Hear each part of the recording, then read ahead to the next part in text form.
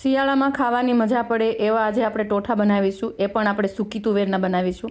તમે લીલી તુવેરના પણ ટોઠા બનાવી શકો છો. અહીંયા મેં સૂકી તુવેર લઈ લીધી છે. આ તુવેરને મેં આખી રાત પલાળીને રાખી હતી અને સવારે મેં એને કુકરમાં પાણી અને મીઠું નાખીને બાફી લીધી હતી. ધીમા ગેસ ઉપર મેં 8 થી 9 સીટી કરી એટલે મારી તુવેરના દાણા બફાઈ ગયા હતા.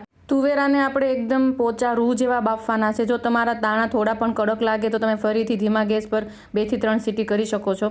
અહીંયા મારા એકદમ પોચા નરમ જેવા દાણા બાફીને તૈયાર થઈ ગયા છે. હવે આપણે એમાં જે પાણી હતું એ અલગ કરી લઈશું અને થોડીવાર માટે આમ જ તે આપણે સાઈડમાં મૂકી દઈશું. આજે આપણે ગ્રીન ટોઠા બનાવીશું એટલે ગ્રીન ટોઠામાં આપણે કઈ વસ્તુ જોશે જોઈ લઈએ. અહીંયા મેં ધાણા સાફ કરીને બારીક સમારીને 1 વાટકો લઈ લીધા છે. 1 વાટકા જેટલું આપણે લીલું લસણ સાફ કરીને એકદમ બારીક સમારેલું લઈશું. આદુ મરચાંની 2 ચમચી જેટલી પેસ્ટ લઈશું.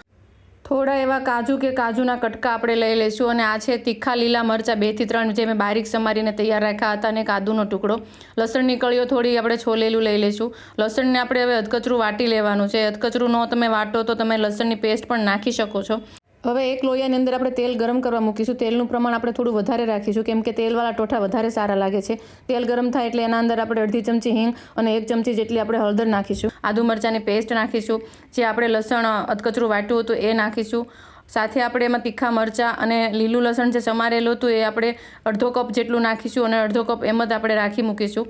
એક નાનો ટુકડો આદુનો આપણે ખમણીને નાખીશું. આનો ટેસ્ટ ટોઠામાં બહુ સરસ આવે છે. મીઠું આપણે ધ્યાન રાખીને નાખીશું કેમ કે બાફતી વખતે પણ આપણે મીઠું નાખ્યું હતું એટલે મીઠાનું તમે બેલેન્સ કરજો. અહીંયા આપણે કોથમીર પણ લીલા લસણની જેમ અડધી નાખવાની છે અને અડધી આપણે એમ જ રાખી મૂકવાની છે.